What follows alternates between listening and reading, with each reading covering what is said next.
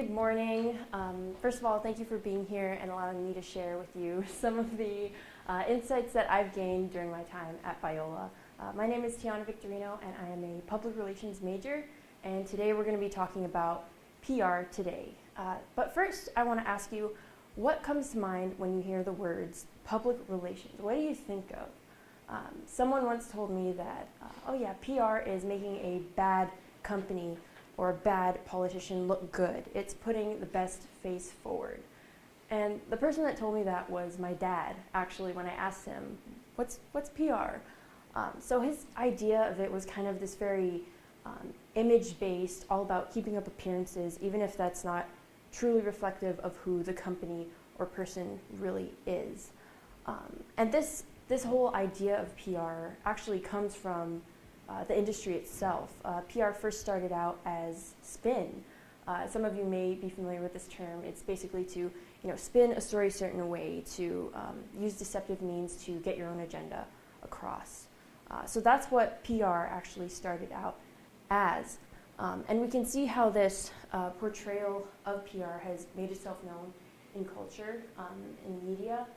And a good example of that is the TV show Scandal. Scandal came out, I think, in 2012. It's on its fifth or sixth season, but it's about this woman, Olivia Pope, and she used to be the former director of communications in the White House. But now she runs her own crisis management firm, and she's very, very dedicated to protecting and preserving the public images of her clients, to the point that she will lie and manipulate and deceive people. And in one particularly upsetting episode, she sent her assistant to a crime scene to cover up and hide some evidence so that it wouldn't reflect negatively on a client that she was working with. So even though this kind of PR is rooted in, the history of PR started off as spin, almost like yellow journalism and how journalism started off as sensationalism. But since then, it's grown into something much, much different. So while this version of PR, it really sounds a lot like what my dad's definition was, image-based, all about putting the best face forward. It's really not anymore. It's evolved into something else. So I just want you to recall whatever word or definition you thought of when you hear the words public relations, because today we're going to talk about what PR really is. We're going to talk the essence of this industry, and the heart of PR and what it has kind of become and what sets it apart from marketing or advertising or even its own history. So we're going to talk about that. But first, you might be wondering, if PR isn't just about keeping up the image, then what is it really about? What's a good and proper definition of PR? And PRSA, or Public Relations Society of America, they define it as a strategic communication process that builds mutually beneficial relationships between organizations and their publics. So this first part, strategic communications process, that basically means that there's two parties involved, and the company isn't the only one doing all the talking. They send their message to their public, and the public can then give them feedback on it. So they kind of dialogue back and forth. And the second part, mutually beneficial relationships, that is similar in that there's give and take on both sides, but it just means that both parties have something to gain out of the relationship. But more than this, PR has the ability to shape culture. Broom and Shaw, who are two leaders in the industry, they've written a book, Effective Public Relations, where they state that the highest level of change that a campaign can facilitate is social and cultural change. So PR can not only just change the opinions and beliefs and attitudes of people, but it can actually alter the path that society is on and move it to another place. So in order to do this and do it well, PR has some core values that really help it to move society not just to another place, but to a better place. Core values like trust and credibility, loyalty, fairness, things like that. There's a bunch of them, but today I'm just going to go over 3 that I think are really important for you to know.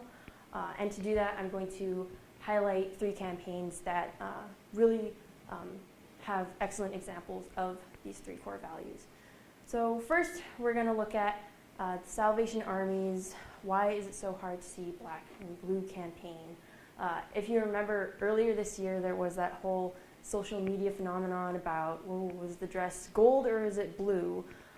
But in the middle of that, the Salvation Army in South Africa, I believe, released this visual PSA on Twitter where they have a model in a gold version of the dress.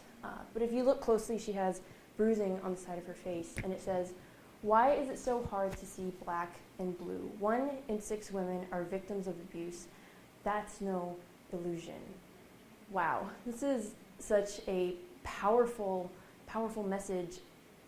And it's really interesting how the Salvation Army was able to key in on a conversation that culture was having and release a message that was not only relatable but compelling.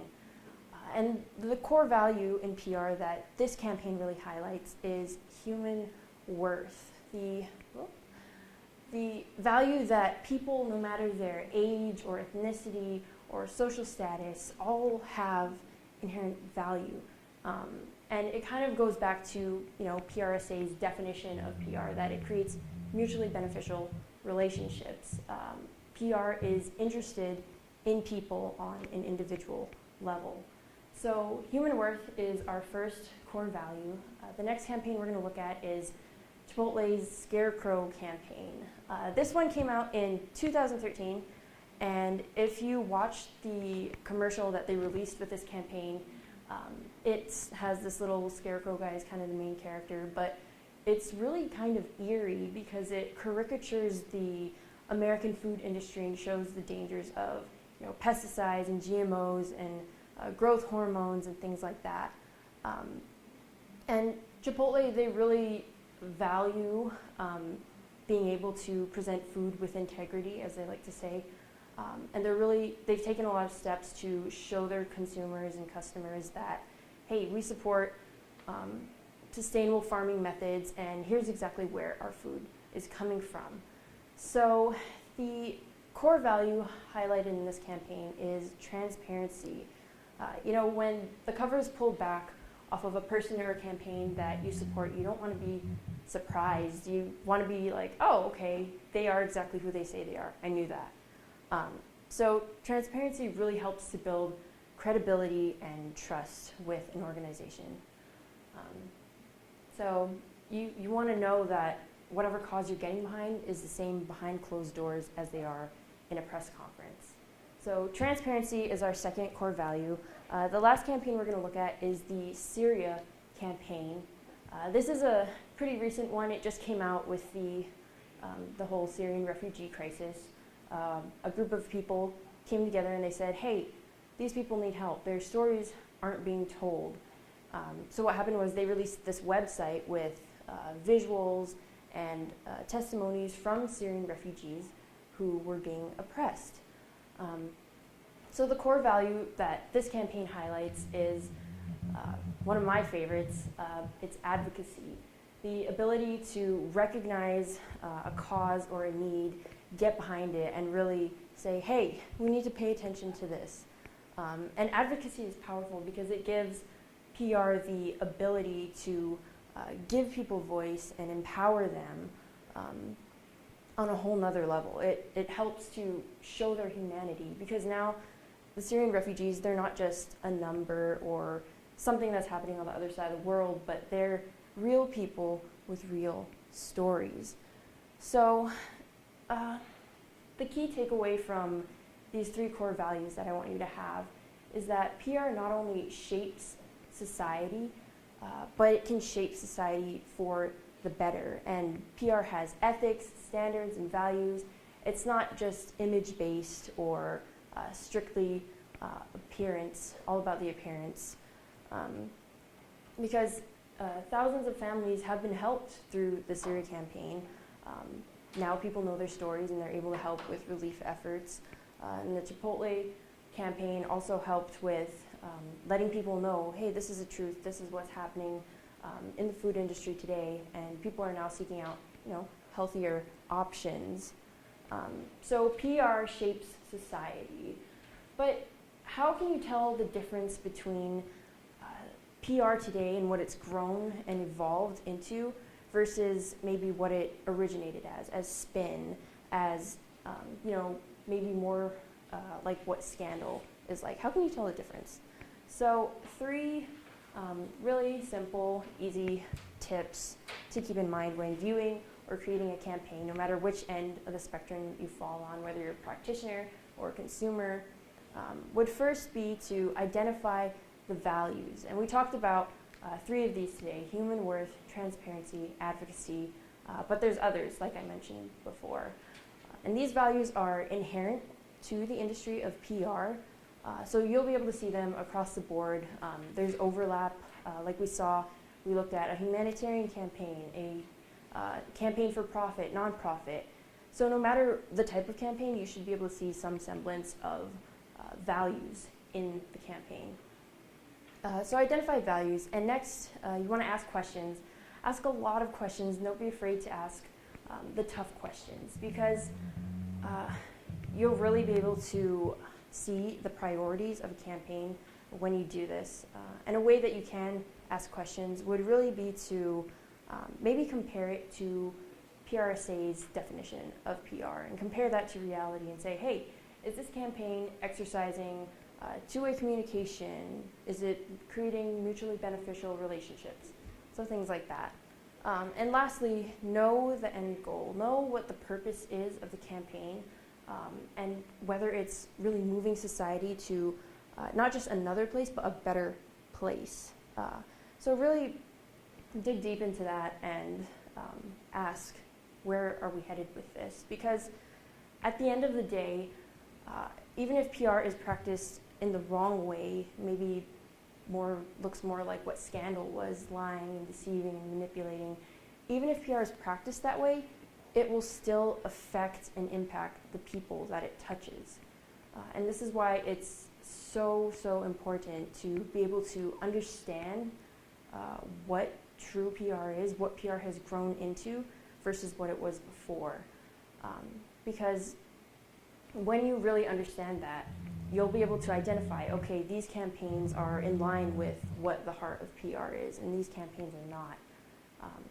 So really quickly, I just want you to think back to whatever word or definition you originally had in your head when I first asked you, what do you think of when you hear the words public relations? I want you to think of that and compare it to what we talked about here today. Look for the similarities and the differences, and really think through what PR means today for you. Because in the end, the social change that PR creates is only possible because of the campaigns that you choose to support or create. So just make sure that you're getting behind causes that really empower and uplift people and move society to a better place. Because in the end, that is really what the heart of PR is. Thank you.